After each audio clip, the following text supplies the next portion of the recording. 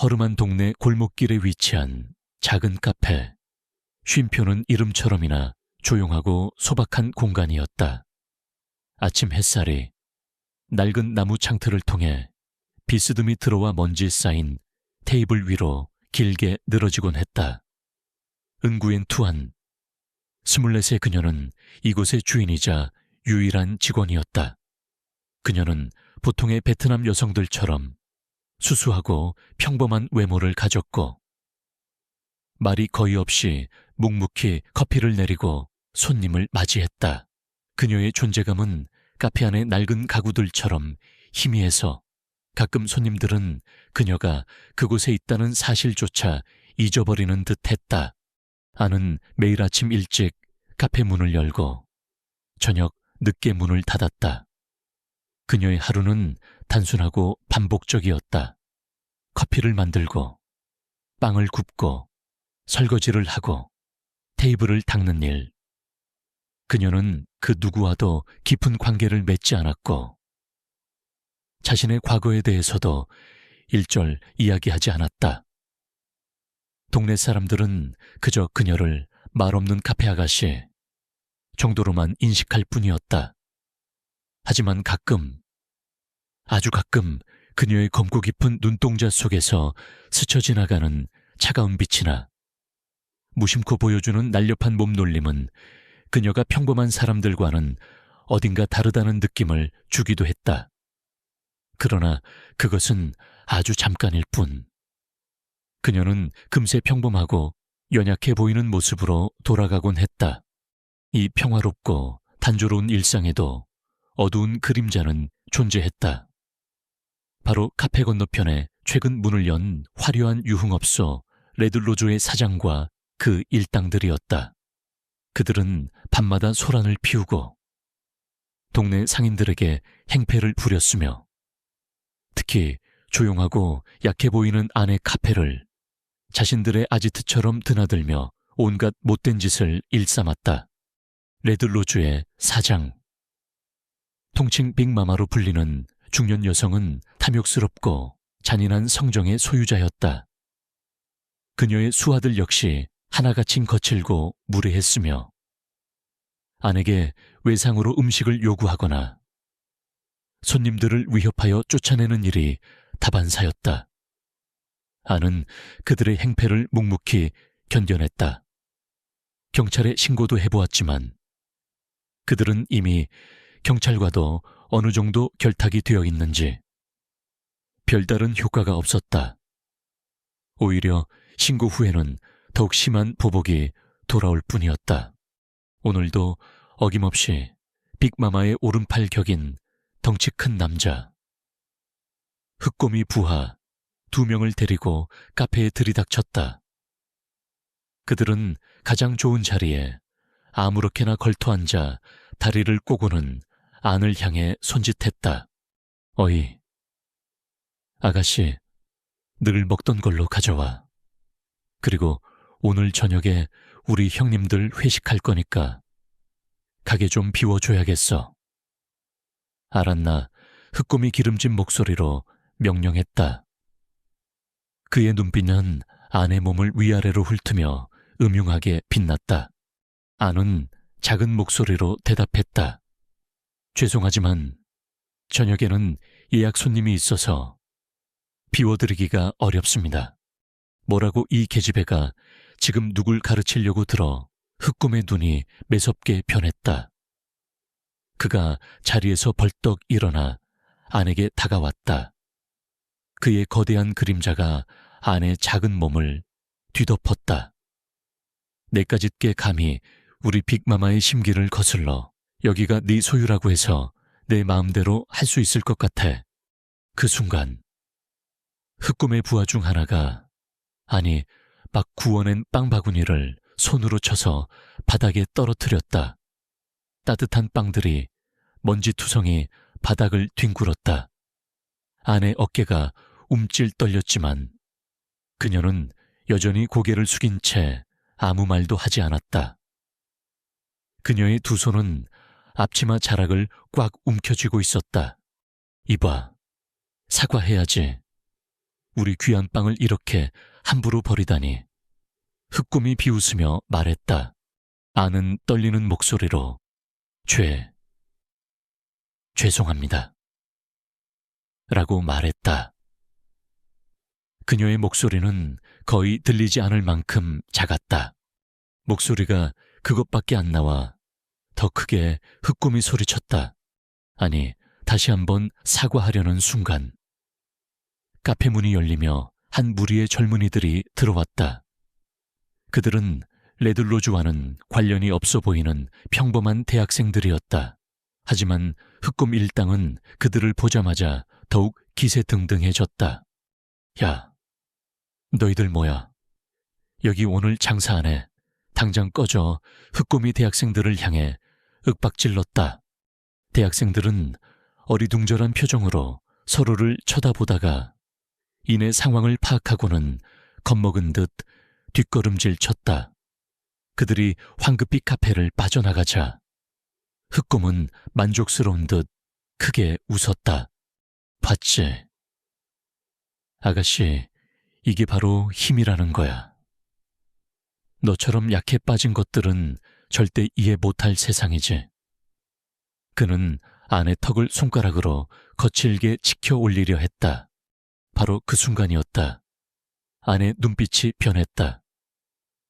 평소에 공허하고 순종적이던 눈빛이 아니었다. 아주 짧은 순간이었지만 그 눈빛은 마치 깊은 심연에서 깨어난 맹수처럼 차갑고 날카롭게 빛났다. 흑곰은 본능적으로 위험을 감지하고 손을 움찔거뒀다. 하지만 나는 다시 고개를 숙였고 모든 것은 순식간에 사라진 듯했다. 흑곰은 자신이 순간적으로 느꼈던 섬뜩함에 기분이 상한 듯 더욱 거칠게 안을 몰아붙였다. 오늘 저녁 무조건 가게 비워. 안 그러면 이 가게가 어떻게 되는지 똑똑히 보게 될 줄 알아.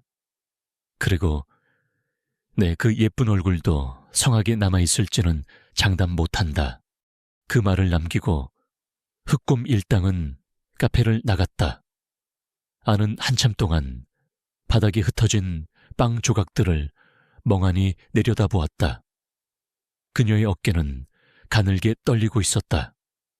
하지만 그것은 두려움 때문만은 아니었다. 가슴 깊은 곳에서부터 뜨거운 무언가가 치밀어 오르고 있었다. 잊고 싶었던 과거의 기억들, 끔찍했던 훈련, 피와 배신으로 얼룩졌던 마지막 임무, 그리고 모든 것을 버리고 도망쳐 숨어 살아야 했던 이유. 그 모든 것들이 한꺼번에 되살아나 그녀를 질식시킬 것만 같았다. 그녀는 자신도 모르게 손목 안쪽을 매만졌다. 그곳에는 아주 희미하지만 지워지지 않는 작은 흉터가 남아있었다. 과거의 잔재이자 그녀가 누구였는지를 상기시키는 낙인이었다. 저녁이 되어 카페 문을 닫을 시간이 되었지만 아는 자리를 뜨지 못했다. 그녀는 텅 빈 카페 한가운데 우두커니 서 있었다. 창밖으로는 레드로즈의 현란한 넌사인이 번쩍이며 어둠을 물들이고 있었다. 오늘 밤 그들은 반드시 다시 찾아올 것이다. 그리고 그때는 오늘보다 훨씬 더 심한 일이 벌어질지도 모른다. 아는 천천히 카페 안쪽 자신의 작은 숙소로 연결된 문으로 향했다. 문을 열고 들어간 곳은 먼지 하나 없이 깔끔하게 정돈된 작은 방이었다. 하지만 그 방 한쪽 벽면에는 평범한 카페, 주인과는 전혀 어울리지 않는 물건들이 숨겨져 있었다. 낡은 가방 안에는 예리하게 날이 선 단검 여러 자루, 소음기가 달린 권총, 그리고 각종 위장 도구와 최첨단 통신 장비들이 들어있었다.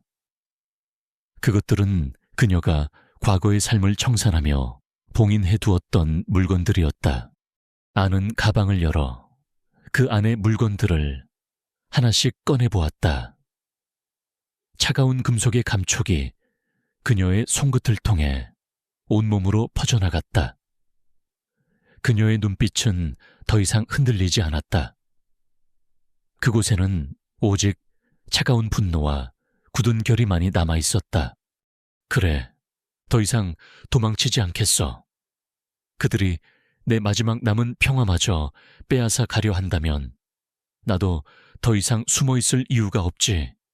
그녀는 가장 날카로운 단검을 집어들었다.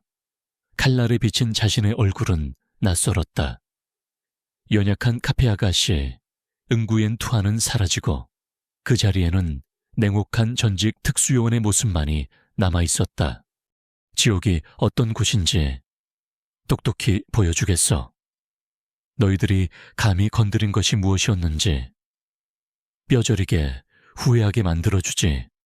바깥에서는 레드로즈의 시끄러운 음악 소리와 사람들의 고함 소리가 희미하게 들려왔다.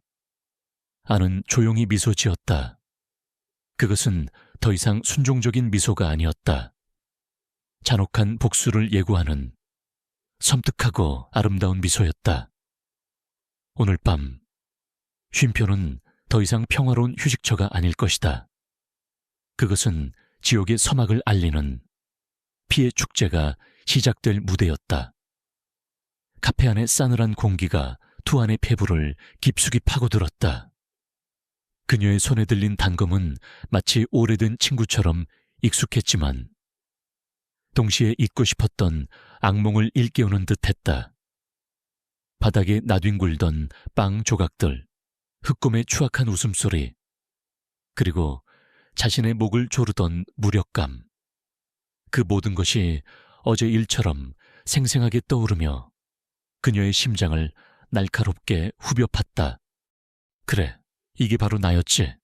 투아는 씁쓸하게 중얼거렸다. 평범한 삶. 조용한 행복 같은 건 애초에 그녀에게 허락되지 않은 사치였는지도 모른다. 그녀가 쉼표라는 작은 카페를 열고 응구엔 투안이라는 가짜 이름으로 숨어 지내려 했던 것은 어쩌면 부질없는 발버둥이었을 뿐이다.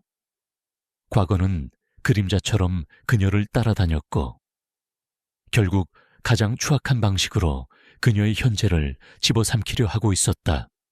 그녀의 뇌리 속으로 잊었던 기억들이 파편처럼 밀려들었다. 16살. 굶주림과 폭력으로 얼룩졌던 거리에서 정체불명의 남자에게 거둬졌던 날, 그 남자는 그녀에게 그림자라는 코드네임을 주고 인간의 한계를 시험하는 듯한 혹독한 훈련을 시켰다. 암살, 잠입, 정보 수집, 신문, 그리고 온갖 종류의 무기를 다루는 법까지. 그녀는 살아남기 위해, 아니, 어쩌면 그저 기계처럼 명령에 따르기 위해 모든 것을 배우고 익혔다. 감정은 사치였고 두려움은 곧 죽음을 의미했다. 몇 년 후 그녀는 조직 최고의 요원이 되어 있었다. 그림자는 이름처럼 소리 없이 움직이며 불가능해 보이는 임무들을 성공시켰다. 그녀의 손에 피를 묻히는 일도 부지기수였다. 하지만 임무를 마치고 돌아올 때마다 그녀의 마음 한구석에는 설명할 수 없는 공허함과 죄책감이 쌓여갔다. 인간적인 감정을 거세당한 채 오직 명령에 따라 움직이는 살인병기로 살아가는 것에 대한 회의감이었다. 결정적인 사건은 3년 전 동남아시아의 한 작은 국가에서 벌어진 비밀 임무 때 일어났다. 그녀는 반군 지도자를 암살하라는 명령을 받았지만 목표 지점에서 마주한 것은 테러리스트가 아닌 굶주린 아이들에게 식량을 나눠주고 있던 한 명의 의사였다. 그는 조직이 제공한 정보와는 전혀 다른 인물이었다. 그 순간 투아는 처음으로 명령을 거부했다. 그리고 그 대가는 처절했다. 조직은 그녀를 배신자로 낙인 찍고 제거하려 했고 그녀는 동료들의 총구를 피해 가까스로 탈출해야 했다. 그 과정에서 그녀는 모든 것을 잃었다. 신분, 동료, 그리고 자신이 믿었던 모든 가치까지도 그 후로 투아는 과거를 지우고 새로운 삶을 살기 위해 이곳 베트남의 작은 도시에 정착했다. 하지만 과거의 그림자는 그녀를 놓아주지 않았다. 빅마마와 흑곰 일당의 등장은 마치 운명의 잔인한 장난처럼 그녀를 다시금 피의 길로 내몰고 있었다. 어차피 이렇게 된 거 더 이상 도망칠 곳도 숨을 이유도 없어. 투안의 눈빛이 차갑게 가라앉았다. 그녀는 바닥에 흩어져 있던 무기들을 하나씩 정성스럽게 닦고 정비하기 시작했다. 마치 오랫동안 잠들어 있던 야수를 깨우는 의식처럼 그녀의 손놀림은 침착하고 정교했다. 각각의 무기에는 그녀의 피와 땀, 그리고 잊을 수 없는 기억들이 배어 있었다. 그녀는 먼저 레드로즈와 빅마마, 흑곰에 대한 정보를 수집하기 시작했다. 지난 몇 달간 그들을 지켜보면서 어렴풋이 알고 있던 사실들을 조각처럼 맞추어 나갔다. 레드로즈는 단순한 유흥업소가 아니었다. 그곳은 마약 밀매, 불법 도박, 인신매매 등 온갖 추악한 범죄의 소굴이었으며 빅마마는 그 모든 것을 총괄하는 배후 세력이었다. 흑곰은 그녀의 충실한 행동대장이자 더러운 일을 처리하는 해결사 역할을 하고 있었다. 그리고 그들의 뒤에는 이 도시의 부패한 경찰과 정치인들이 연결되어 있다는 정황도 포착되었다. 단순한 복수가 아니야. 이건 청소다. 투아는 중얼거렸다. 그녀의 복수는 개인적인 원한을 넘어 이 도시의 어둠을 걷어내는 거대한 작업이 될 것이었다. 그리고 그 과정은 상상 이상으로 잔혹하고 처절할 터였다. 그녀는 이미 각오하고 있었다. 더 이상 잃을 것도 두려워할 것도 없는 그녀였다. 밤이 깊어지자 투아는 자신의 작은 방에서 계획을 세우기 시작했다. 벽에는 레드로즈 주변에 약도와 빅마마, 흑곰의 사진, 그리고 그들의 동선과 생활 패턴을 기록한 메모들이 빼곡히 붙어 있었다. 그녀의 눈은 마치 먹잇감을 노리는 안표범처럼 번뜩였다. 첫 번째 목표는 흑곰이었다. 그는 빅마마의 가장 큰 힘이자 가장 먼저 제거해야 할 장애물이었다. 하지만 성급하게 움직이지 않을 생각이었다. 그녀는 흑곰의 약점을 파고들어 그를 심리적으로 먼저 무너뜨린 후 가장 고통스러운 방식으로 숨통을 끊어놓을 계획이었다. 투아는 낡은 노트북을 켜고 과거 조직에서 사용했던 암호화된 네트워크에 접속을 시도했다. 수년 만의 접속이었지만 그녀의 손가락은 능숙하게 키보드를 두드렸다. 다행히도 그녀의 오래된 계정은 아직 살아있었다. 그녀는 그곳에서 몇 가지 필요한 정보와 도구들을 확보했다. 그리고 과거의 동료 중 유일하게 신뢰할 수 있었던, 지금은 어딘가에서 은둔 생활을 하고 있을 한 명의 해커에게 아주 짧은 메시지를 남겼다. 오랜만이야. 스페로. 작은 도움이 필요해. 새벽이 밝아올 무렵. 투아는 모든 준비를 마쳤다. 그녀의 얼굴에는 피곤한 기색 대신 오히려 생기가 돌고 있었다. 마치 오랫동안 앓던 병에서 깨어난 사람처럼, 혹은 봉인에서 풀려난 고대의 존재처럼. 그녀는 창밖으로 떠오르는 희미한 여명을 바라보았다. 오늘부터 응우엔 투아는 죽었다. 이제 오직 복수의 화신, 그림자만이 존재할 뿐이었다. 그녀는 입가에 희미한 미소를 지었다. 그것은 더 이상 연약한 미소가 아니었다. 피와 죽음을 예고하는 차갑고도 아름다운 미소였다. 레드로즈의 넌사인이 새벽빛 속으로 서서히 꺼져가고 있었다. 하지만 진짜 어둠은 이제부터 시작이었다. 투안의 가슴 속에서 복수의 불꽃이 거대한 화염이 되어 타오르기 시작했다. 그 불꽃은 모든 것을 삼켜버릴 때까지 결코 꺼지지 않을 터였다. 다음 날 아침, 투안은 평소와 다름없이 카페 쉼표의 문을 열었다. 밤새 내린 이슬에 젖은 거리를 빗자루로 쓸고 커피 머신을 예열하고 갓 구운 빵 냄새를 가게 안가득 채웠다. 어젯밤의 차가운 결의는 그녀의 마음 깊은 곳에 숨겨둔 채 그녀는 다시 한번 연약하고 말없는 카페 아가씨 은구옌 투안의 가면을 썼다. 그녀의 영예는 너무나도 완벽해서 그 누구도 그녀의 변화를 눈치채지 못할 터였다.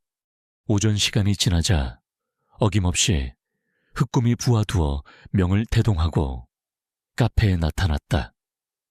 그는 어제의 위협이 효과가 있었는지 확인하려는 듯 의기양양한 표정으로 안을 쏘아보았다.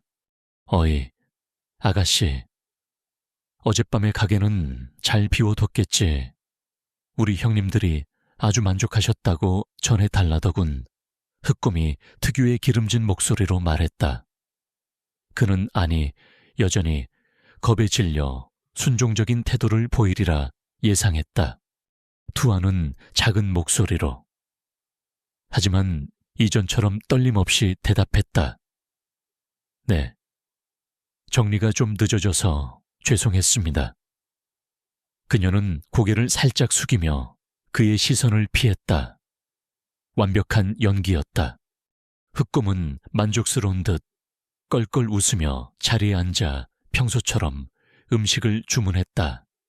투안은 묵묵히 그들의 주문을 받고 음식을 내가는 동안 그들의 대화를 하나도 놓치지 않고 귀에 담았다. 그들은 빅마마의 지시, 레드로즈 내부의 시시콜콜한 이야기, 심지어는 자신들의 불법적인 사업에 대한 내용까지 서슴없이 떠들어댔다. 그들은 안을 그저 투명인간 취급했고 그녀 앞에서는 어떤 경계심도 보이지 않았다. 투안에게는 더할 나위 없이 좋은 정보 수집 기회였다.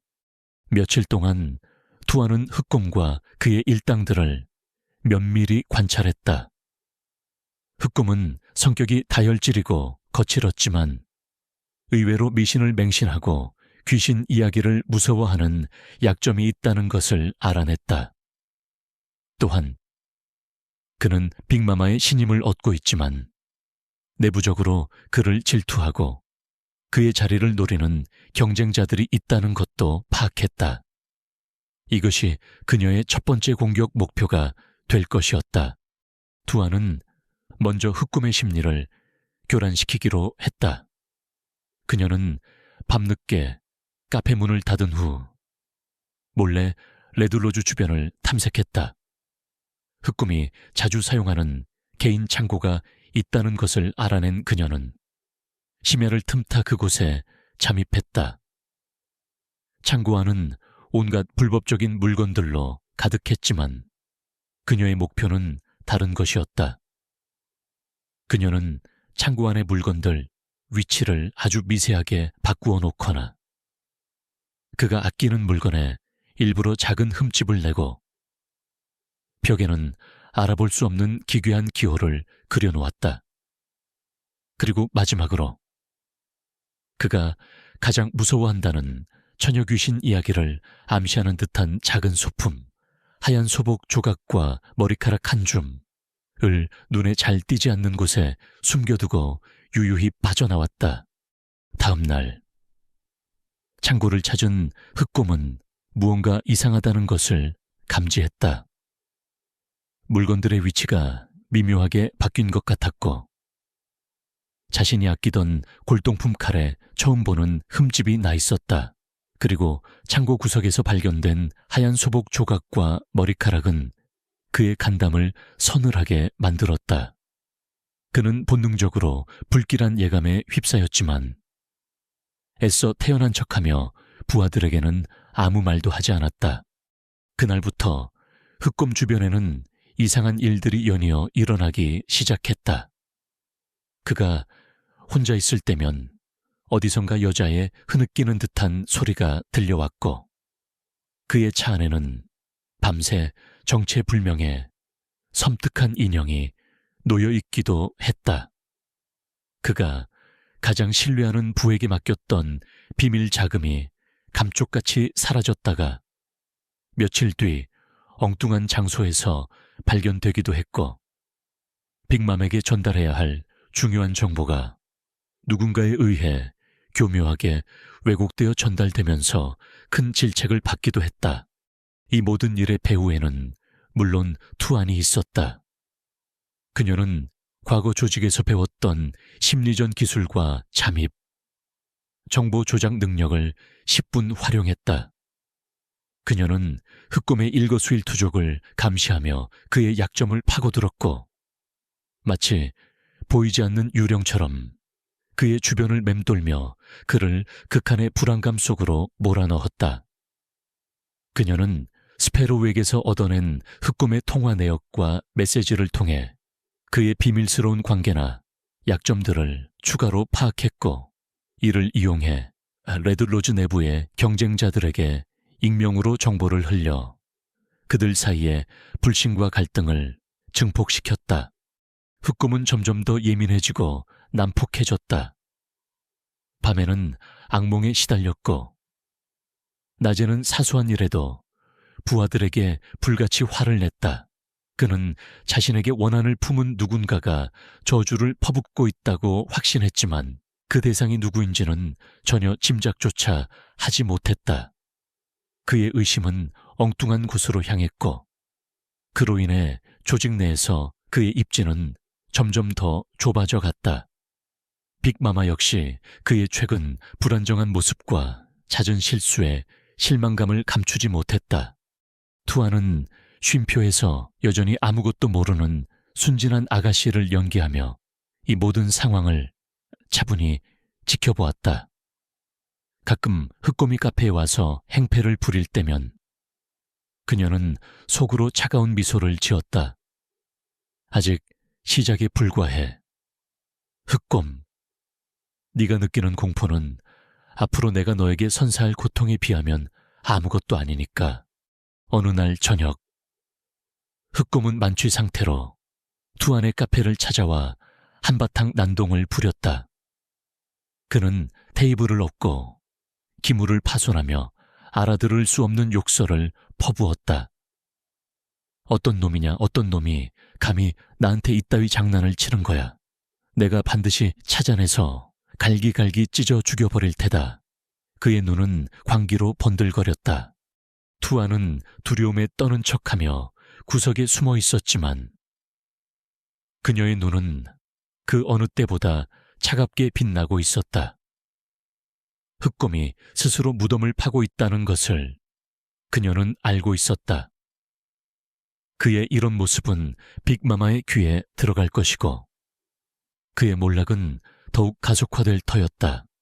마침내 흑곰이 지쳐 쓰러지듯 카페를 떠나자 투아는 부서진 기물들을 천천히 정리하기 시작했다. 그녀의 입계는 만족스러운 미소가 떠올랐다. 첫 번째 목표물은 예상대로 그녀의 덫에 걸려들고 있었다. 가면은 아직 완벽했고 복수의 칼날은 더욱 예리하게 벼려지고 있었다. 다음 단계는 더욱 대담하고 치명적일 것이다. 그녀는 이미 모든 준비를 마친 상태였다. 흑곰이 투안의 계략에 빠져 점차 이성을 잃고 조직 내에서 고립되어 가는 동안 투안은 조금도 쉬지 않고 다음 계획을 실행에 옮기고 있었다. 그녀의 복수는 이제 흑곰 개인을 넘어 빅마마와 레드로즈 조직 전체를 향하고 있었다. 그녀는 마치 거대한 나무의 가지를 하나씩 잘라내듯 그들의 힘의 근원을 서서히, 그러나 확실하게 파괴해 나갈 생각이었다. 투아는 레드로즈의 주 수입원 중 하나가 인근 항구를 통해 이루어지는 마약 밀거래라는 사실을 파악하고 있었다.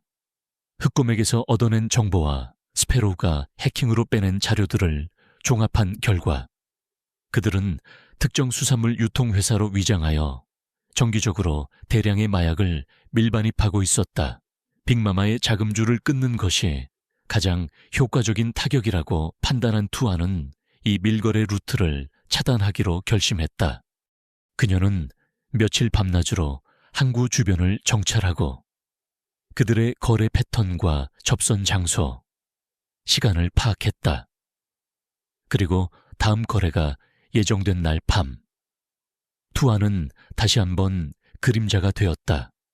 검은색 특수복을 입고 얼굴에는 복면을 쓴 그녀는 한 점의 소리도 없이 항구의 어두운 창고 구역으로 잠입했다. 수년간의 훈련으로 다져진 그녀의 몸은 고양이처럼 민첩했고 어둠은 오히려 그녀에게 완벽한 은신처를 제공했다. 그녀는 레드로즈 조직원들이 마약을 숨겨놓은 컨테이너를 찾아냈다. 컨테이너 안에는 엄청난 양의 코카인이 들어있었다. 투아는 망설이지 않고 준비해간 소형 폭탄을 설치했다.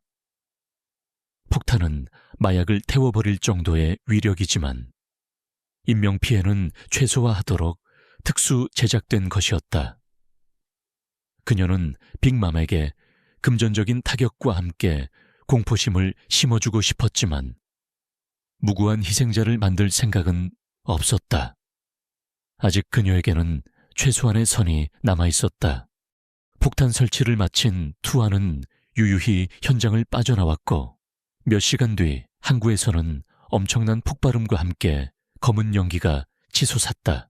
레드로즈의 마약은 한 줌의 재로 변해버렸고 현장에 출동한 경찰과 소방대원들은 단순 화재 사고로 결론 내렸다. 하지만 빅마마는 그것이 단순한 사고가 아님을 직감했다. 누군가가 의도적으로 자신들의 사업에 손을 댄 것이다. 이 사건으로 레드로즈는 막대한 금전적 손실을 입었고 빅마마는 격노했다. 그녀는 조직원들을 닥달하며 배후를 찾아내라고 명령했지만 아무런 단서도 나오지 않았다. 흑곰은 이 사건마저 자신을 노린 음모의 일환이라고 주장했지만 이미 신뢰를 잃은 그의 말에 귀 기울이는 사람은 없었다. 오히려 빅마마는 흑곰의 무능함을 질책하며 그를 더욱 궁지로 몰아넣었다. 투안의 공격은 여기서 멈추지 않았다. 그녀는 레드로즈의 또 다른 사업인 불법 도박장을 교란시켰다. 스페로의 도움을 받아 도박장의 컴퓨터 시스템을 해킹하여 조작된 승률을 노출시키거나 VIP 고객들의 개인정보를 빼내 익명으로 경쟁 조직에 흘렸다. 이로 인해 도박장은 고객들의 신뢰를 잃고 심각한 경영난에 빠졌다.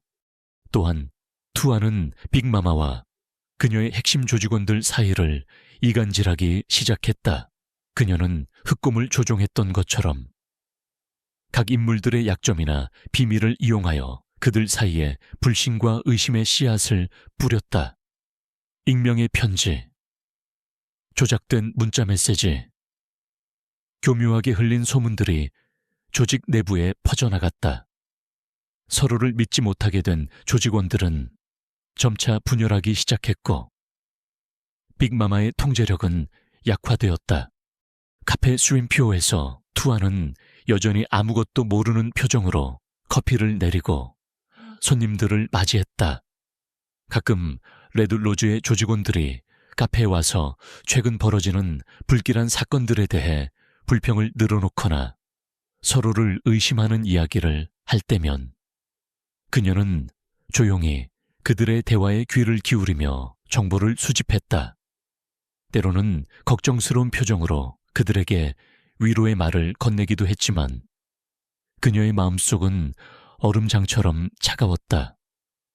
그녀는 자신이 설계한 거대한 복수의 연극이 순조롭게 진행되고 있음을 확인하며 은밀한 만족감을 느꼈다.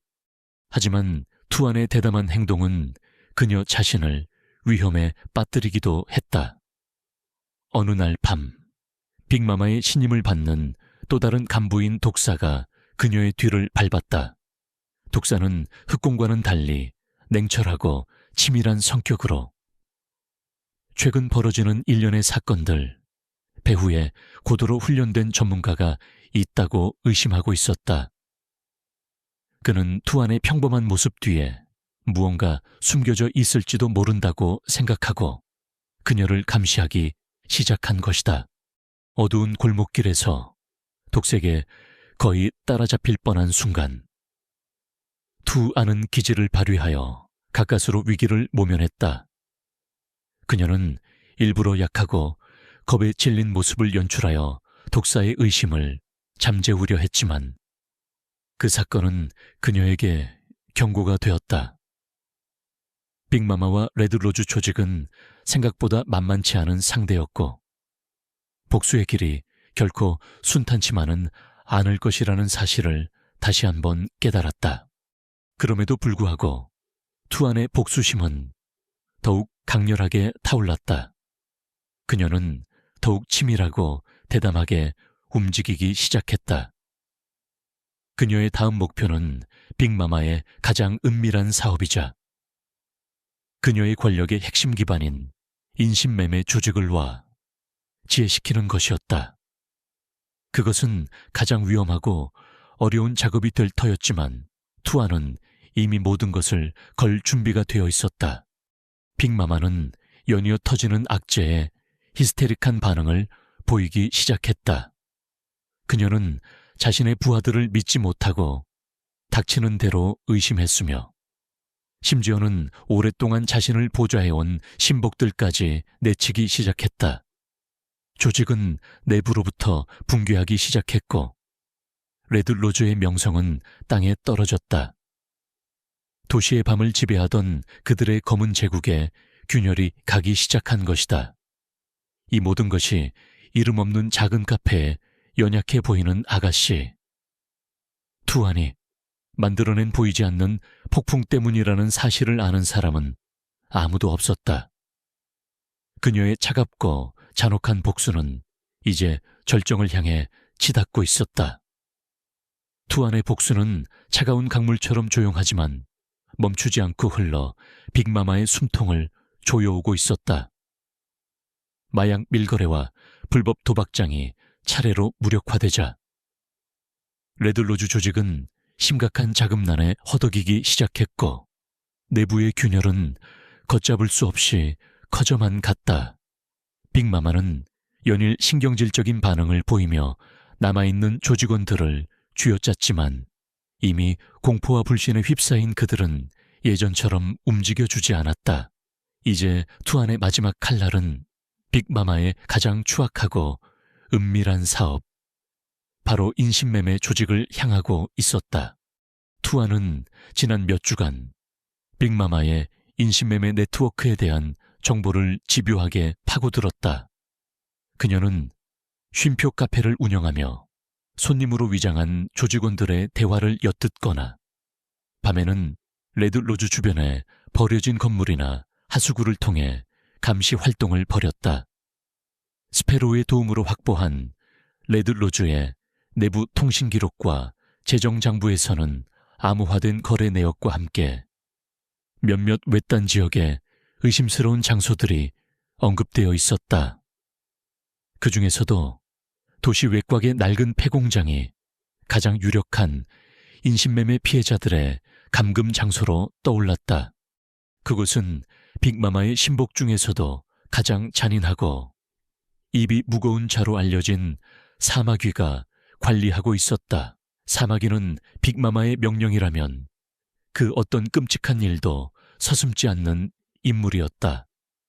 투안은 사마귀를 먼저 제거하지 않고서는 폐공장에 접근하는 것조차 불가능하다고 판단했다. 며칠 후 투안은 사마귀가 정기적으로 고급 술집에서 여자들을 물색한다는 정보를 입수했다. 그녀는 평소의 수수한 모습과는 전혀 다른 짙은 화장과 화려한 옷차림으로 변장하고 그 술집에 나타났다. 그녀의 아름다움은 어둠 속에서도 빛났고 사마귀는 예상대로 그녀에게 미끼를 물었다. 투아는 능숙하게 그를 유혹하며 함께 밤을 보낼 것처럼 그의 경계심을 풀었다. 그리고 그의 술에 몰래 강력한 수면제를 탔다. 사마귀가 정신을 잃자 투아는 그의 몸에서 폐공장 출입 카드와 비밀번호 그리고 몇 가지 중요한 정보가 담긴 휴대폰을 빼냈다. 그녀는 사마귀를 인적이 드문 곳에 버려두고 그의 휴대폰을 이용해 빅마마에게 급한 용무로 며칠 자리를 비우겠다는 거짓 메시지를 보냈다. 이제 폐공장으로 가는 길은 열린 셈이었다. 다음 날 밤, 투아는 검은 그림자처럼 폐공장으로 향했다. 사마귀에게서 얻어낸 정보와 그녀의 특수 장비를 이용하여 경비 시스템을 무력화하고 내부로 잠입하는 것은 어렵지 않았다. 폐공장 내부는 예상보다 훨씬 더 처참했다. 낡고 더러운 방들에는 여러 명의 젊은 여성들과 아이들이 갇혀 있었고 그들의 눈에는 공포와 절망만이 가득했다. 그 광경은 투안의 가슴 속에 잊고 지냈던 분노와 연민을 다시 한번 일깨웠다. 그녀의 복수는 이제 개인적인 원한을 넘어 이 무고한 생명들을 구원하는 일이기도 했다. 투안은 조용히 움직이며 감시 카메라의 위치를 파악하고 경비원들의 동선을 확인했다. 그리고 가장 먼저 통제실을 장악하여 외부와의 모든 통신을 차단했다. 그녀는 마치 유령처럼 경비원들을 하나씩 제압해 나갔다. 총을 사용하지 않고도 그녀의 맨손과 단검은 치명적인 무기가 되었다. 그녀의 움직임은 빠르고 정확했으며 일말의 망설임도 없었다. 과거의 훈련이 만들어낸 살인 기계로서의 본능이 되살아나는 듯 했지만 그녀의 눈빛은 그 어느 때보다 냉철하고 이성적이었다. 마침내 모든 경비가 처리되고 투아는 감금된 피해자들이 있는 방으로 향했다. 갑자기 나타난 검은 복장의 여인을 보고 처음에는 겁에 질려 비명을 지르던 피해자들은 그녀가 자신들을 해치려는 것이 아님을 깨닫고는 이내 안도의 눈물을 흘렸다. 투아는 그들을 진정시키고 조용히 바깥으로 탈출할 수 있도록 도왔다. 피해자들이 모두 안전하게 빠져나가는 것을 확인한 후 투아는 폐공장 곳곳에 인신매매의 증거가 될 만한 자료들, 장부, 사진, 영상 파일 등을 꼼꼼히 수집했다. 그리고 마지막으로 이 모든 참상의 현장을 기록하기 위해 소형 카메라를 설치하고 불을 질렀다. 화염은 순식간에 낡은 공장을 집어삼키며 밤하늘을 붉게 물들였다. 그것은 빅마마의 검은 제국이 무너져 내리는 것을 알리는 거대한 봉화와도 같았다. 다음날 아침, 폐공장 화재 사건과 함께 인신매매 조직의 실체가 담긴 익명의 제보가 한 양심적인 언론사와 국제인권단체에 동시에 전달되었다. 수집한 증거들은 너무나도 명백하고 충격적이어서 사건은 걷잡을 수 없이 확산되었다. 여론은 들끓었고 부패했던 지역 경찰 대신 중앙정부 차원의 특별수사팀이 꾸려졌다. 빅마마는 궁지에 몰렸다. 그녀의 모든 사업장은 폐쇄되었고 그녀의 재산은 동결되었다. 그녀는 필사적으로 도주하려 했지만 이미 투안과 스페로우가 그녀의 모든 퇴로를 차단한 상태였다. 그녀가 믿었던 부하들은 이미 뿔뿔이 흩어지거나 체포된 후였고 그녀를 비호해주던 정치인들은 자신들에게 불똥이 튈까 두려워 그녀를 외면했다. 한때 도시의 밤을 지배했던 빅마마는 이제 힘없는 도간에 든 쥐 신세가 되었다. 투아는 자신의 작은 카페에서 이 모든 상황을 지켜보고 있었다. 그녀의 얼굴에는 아무런 감정도 드러나지 않았지만 그녀의 눈은 만족감으로 빛나고 있었다. 빅마마의 제국은 그녀의 손에 의해 처참하게 무너져 내렸다. 이것이 바로 그녀가 원했던 잔혹한 복수의 한 단면이었다. 모든 것을 빼앗기고 절망의 나락으로 떨어지는 고통. 빅마마는 이제 그 고통을 온몸으로 느끼게 될 터였다. 이제 남은 것은 마지막 마무리뿐이었다. 빅마마와의 직접적인 대면, 그리고 그녀의 숨통을 끊는 일. 투아는 그 순간을 오랫동안 기다려왔다. 빅마마의 검은 제국은 투안의 치밀하고 잔혹한 복수극 앞에 완전히 허물어져 내렸다. 언론은 연일 그녀의 범죄 행각을 대서특필했고 대중의 분노는 하늘을 찔렀다. 과거 그녀의 위세에 눌려 숨죽여 지내던 피해자들도 하나둘씩 용기를 내어 증언하기 시작했다. 빅마마는 더 이상 숨을 곳도 기댈 곳도 없었다. 그녀는 결국 자신의 가장 은밀한 아지트에서 도주를 준비하던 중 들이닥친 특별 수사팀에게 체포되었다. 그녀의 손목에 채워진 차가운 수갑은 한때 도시의 밤을 지배했던 여왕의 초라한 종말을 예고하는 듯했다. 며칠 후 투아는 변호사를 통해 빅마마와의 독대를 요청했다. 수사팀은 처음에는 망설였지만 빅마마의 심리를 흔들어 추가적인 여죄를 자백받을 수도 있다는 변호사의 설득에 결국 만남을 허락했다.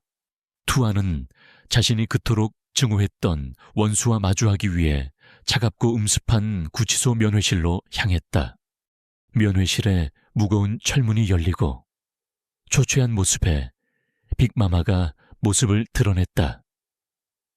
한때 화려했던 그녀의 모습은 온데간데 없었고 죄수복을 입은 그녀는 그저 평범하고 늙은 여자로 보일 뿐이었다. 하지만 그녀의 눈빛에는 여전히 도끼가 서려 있었다. 그녀는 투안을 보자마자 증오심 가득한 눈으로 쏘아보았다. 내년이었구나. 모든 것을 망쳐버린 게 바로 너였어. 빅마마가 갈라진 목소리로 외쳤다. 그녀는 아직도 자신이 왜 이런 비참한 신세가 되었는지, 그리고 눈앞에 이 젊은 여자가 누구인지 정확히 알지 못하는 듯 했다. 투아는 아무 말 없이 빅마마를 차갑게 응시했다. 그리고 천천히 자신의 얼굴을 가리고 있던 마스크와 모자를 벗었다. 빅마마의 눈이 경악으로 커졌다. 그녀는 자신의 눈앞에 서 있는 존재가 누구인지 믿을 수 없다는 듯 손까지 떨며 뒷걸음질 쳤다. 너는 쉼표 카페의 그 계집애. 투안의 입가에 싸늘한 미소가 떠올랐다. 그래, 나야. 네가 매일같이 무시하고 괴롭혔던 그 힘없고 연약해 보이던 카페 아가씨, 응구엔 투안. 하지만 내 진짜 이름은 그게 아니지. 투안은 자신의 과거, 그림자라는 코드네임으로 활동했던 특수요원 시절의 이야기를 담담하게 털어놓았다. 혹독했던 훈련, 피로 얼룩졌던 임무들, 그리고 조직의 배신과 도망쳐야 했던 기억들까지. 빅마마는 마치 악몽이라도 꾸는 듯 넋이 나간 표정으로 그녀의 이야기를 들었다. 하지만 내가 왜 너에게, 그리고 네 더러운 조직에게 복수하려 했는지 정말 궁금하지 않아. 투안의 목소리가 얼음처럼 차가워졌다. 내 놈들은 내 모든 것을 빼앗아갔으니까. 내 마지막 희망까지도. 그리고 투아는 3년 전 그녀가 모든 것을 버리고 도망쳐 숨어 살게 된 결정적인 이유를 밝혔다. 그녀가 조직을 탈출한 후 유일하게 마음을 열고 의지했던 사람은 한 명의 평범한 의사였다. 그는 전쟁 고아들을 돌보며 헌신적으로 살아가던 사람이었고 투안에게 처음으로 인간적인 따뜻함과 사랑을 느끼게 해주었다. 그녀는 그와 함께 새로운 삶을 시작할 꿈을 꾸었다. 하지만 그 작은 행복마저 빅마마의 조직이 산산조각 내버렸다. 빅마마의 인신매매 조직은 그 의사가 운영하던 작은 고아원을 습격하여 아이들을 납치하려 했고 그 과정에서 의사는 아이들을 지키려다 무참히 살해당했다. 투아는 그 모든 광경을 눈앞에서 목격했지만 당시에는 자신의 신분이 노출될까 두려워 아무것도 하지 못했다. 그 죄책감과 절망감은 그녀의 영혼을 갈기갈기 찢어놓았고 그때부터 그녀의 삶은 오직 복수만을 위한 지옥이 되었다. 내 놈들은 내 유일한 빛을 꺼버렸어. 내 마지막 안식처를 파괴했지. 투안의 눈에서 뜨거운 눈물이 흘러내렸지만 그녀의 목소리는 분노로 떨리고 있었다. 그래서 내 놈들에게 똑같은 고통을, 아니, 그보다 더한 절망을 안겨주기로 결심한 거야. 내 놈들이 소중하게 생각하는 모든 것을 하나씩 아주 천천히 무너뜨려 주기로. 모든 진실을 알게 된 빅마마는 완전히 무너져 내렸다. 그녀는 자신이 저지른 과거의 악행들이 부메랑이 되어 자신에게 돌아왔음을 깨달았다. 자신이 무심코 짓밟았던 한 존재의 복수가 이토록 처절하고 잔혹할 수 있다는 사실에 온몸을 떨었다. 그녀는 바닥에 주저앉아 흐느끼기 시작했지만 투안의 눈에는 일말의 동정심도 없었다. 이제 네 차례야. 빅마마, 네가 그토록 사랑했던 돈, 권력, 그리고 네 더러운 명예까지 내가 전부 다 잿더미로 만들어버렸지. 넌 이제 아무것도 남지 않았어. 평생을 이 차가운 감옥에서 네가 저지른 죄의 대가를 치르며 살아가게 될 거야. 매일 밤 네가 망쳐버린 인생들의 비명소리를 들으면서 말이지. 투아는 마지막 말을 남기고 차갑게 돌아섰다. 그녀의 복수는 거의 완성되었다. 빅마마는 법의 심판을 받게 될 것이고 그녀의 조직은 완전히 해체될 터였다. 가슴 한구석에는 복수가 끝났다는 허탈감과 함께 이루 말할 수 없는 피로감이 몰려왔다. 하지만 동시에 오랫동안 그녀를 짓눌렀던 무거운 짐을 내려놓은 듯한 해방감도 느껴졌다. 면회실을 나서는 투안의 발걸음은 무거웠지만 어딘가 후련해 보이기도 했다. 그녀는 하늘을 올려다보았다. 잿빛 구름 사이로 한 줄기 햇살이 비치고 있었다. 그녀의 길고 어두웠던 복수의 여정이 드디어 끝을 향해 가고 있었다. 하지만 이 끝이 새로운 시작이 될 수 있을지는 아직 그녀 자신도 알 수 없었다. 시간이 흘러 모든 것이 제자리를 찾아가는 듯했다. 빅마마는 법의 엄중한 심판을 받아 무기징역을 선고받았고 그녀의 검은 제국은 완전히 해체되었다. 레드로즈는 폐쇄되었고 그곳에서 벌어졌던 추악한 범죄의 증거들은 역사의 기록으로 남았다. 흑곰, 사마귀를 비롯한 주요 조직원들 역시 각자의 죄에 상응하는 처벌을 받았다. 도시는 오랫동안 드리워져 있던 어둠의 그림자에서 벗어나 조금씩 활기를 되찾기 시작했다. 투아는 이 모든 과정을 멀리서 지켜보았다. 그녀의 잔혹한 복수는 성공적으로 끝났다. 그녀가 목표했던 모든 이들은 파멸했고 그녀가 겪었던 고통에 대한 대가를 치렀다. 하지만 그녀의 마음은 예상과 달리 평온하지 않았다. 복수가 끝난 자리에 남은 것은 깊은 허무함과 지독한 피로감뿐이었다. 밤마다 그녀는 악몽에 시달렸다. 과거의 끔찍했던 기억들, 그리고 자신이 복수를 위해 저질렀던 냉혹한 행동들이 번갈아 나타나 그녀를 괴롭혔다. 카페 쉼피오는 여전히 그 자리에 있었지만 더 이상 예전처럼 평화로운 공간이 아니었다. 그곳은 투안에게 끊임없이 과거를 상기시키는 장소가 되어버렸다. 커피 향기 속에는 피냄새가 섞여 있는 듯했고 손님들의 웃음소리 뒤에는 희생자들의 비명이 환청처럼 들려왔다. 그녀는 자신이 과연 평범한 삶으로 돌아갈 수 있을지 아니면 영원히 과거의 유령으로 살아가야 할지 알 수 없었다. 어느 날 스페로우에게서 연락이 왔다. 그는 투안의 복수가 끝났다는 소식을 듣고 그녀에게 새로운 신분과 함께 아무도 그녀를 찾지 못할 먼 나라로 떠날 것을 제안했다. 모든 것을 잊고 새로운 삶을 시작할 수 있는 기회였다. 투안은 며칠 밤낮을 고민했다. 도망치고 싶었다. 이 지긋지긋한 기억과 죄책감으로부터 벗어나고 싶었다. 하지만 그녀는 결국 스페로의 제안을 거절했다.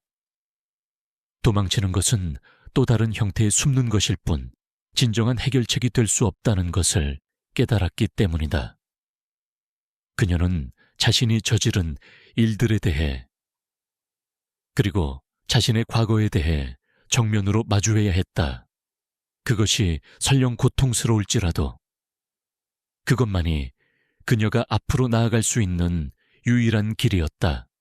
투안은 카페 쉼표를 정리하기로 결심했다. 그녀는 카페를 다른 사람에게 넘기는 대신 그곳을 작은 상담소 겸 쉼터로 바꾸기로 했다. 과거 자신처럼 폭력과 착취로 고통받는 여성들과 아이들을 위한 공간이었다. 그녀는 자신의 아픈 경험을 바탕으로 그들에게 법률적, 심리적 지원을 제공하고 그들이 다시 일어설 수 있도록 돕고 싶었다. 그것은 어쩌면 그녀 나름의 속죄 방식이었는지도 모른다. 상담소를 준비하는 과정은 쉽지 않았다. 주변의 시선은 여전히 차가웠고 과거 레드로즈와 관련된 인물들의 보이지 않는 위협도 느껴졌다. 하지만 투안은 더 이상 두려워하지 않았다. 그녀에게는 지켜야 할 사람들이 생겼고 새로운 목표가 생겼기 때문이다. 그녀는 자신의 모든 능력과 과거의 경험을 이제 사람을 해치는 대신 사람을 살리는 데 사용하기로 결심했다. 가끔 그녀는 밤늦게 홀로 남아 자신이 사랑했던 의사의 사진을 보며 깊은 생각에 잠기곤 했다. 만약 그가 살아있었다면 지금의 자신을 보고 뭐라고 했을까? 아마도 그녀의 복수를 지지하지는 않았을 것이다. 하지만 그녀가 새로운 삶의 의미를 찾으려 노력하는 모습을 본다면 조용히 미소 지어주지 않았을까? 시간이 얼마나 흘렀을까? 투안이 운영하는 작은 쉼터는 점차 사람들에게 알려지기 시작했고 절망에 빠졌던 많은 이들이 그곳을 통해 새로운 희망을 찾았다. 투안은 더 이상 그림자더 복수의 화신도 아니었다. 그녀는 상처 입은 사람들의 아픔을 보듬어주는 평범한 상담가 응구엔 투안으로 살아가고 있었다.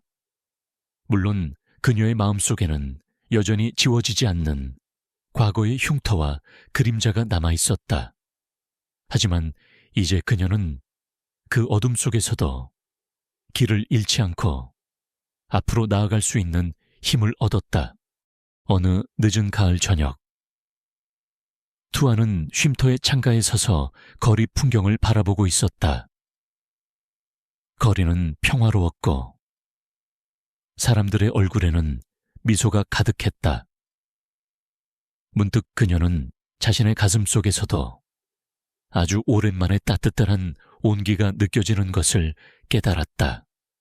그것은 완벽한 평화는 아닐지라도 어둠의 터널 끝에서 비로소 발견한 한 줄기 희미한 빛과도 같았다. 그녀의 잔혹했던 복수는 끝났지만 그녀의 진짜 인생은 어쩌면 이제부터 시작인지도 몰랐다. 과거의 유령과 함께 살아가는 법을 배우며 그녀는 자신만의 방식으로 세상의 어둠과 계속해서 싸워나갈 터였다. 그리고 그 길 위에서 그녀는 더 이상 혼자가 아닐 것이었다. 선택 1번, 캐릭터의 여정과 복잡성에 초점. 그리하여 투안. 또는 그림자의 피와 눈물로 얼룩진 복수의 여정이 막을 내렸습니다.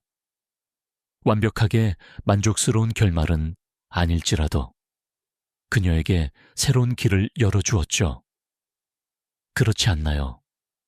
등장인물의 복잡한 감정에 함께 공감하며 이 여정을 동행해 주신 여러분께 진심으로 감사드립니다.